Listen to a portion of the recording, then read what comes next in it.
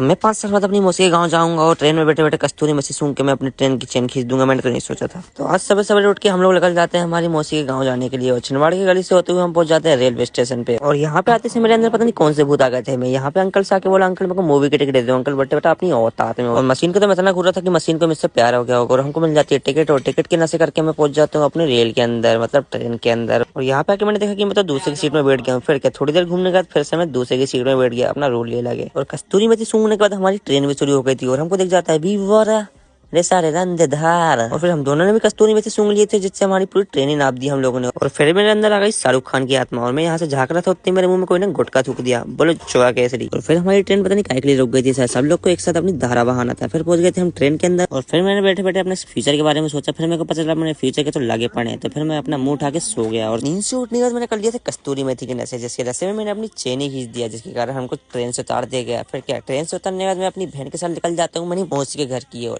जाते जाते हम लोग को रास्ते में बहुत चढ़ना पड़ा और चलते चलते मेरे पाँव तो दुख गए थे। मैं तो यहीं से कूद जाता इस डब्बे के अंदर। फिर मैं कोई औरत दिख जाती है, इसके कारण मैं रुक गया। तब तक के लिए बाय बाय।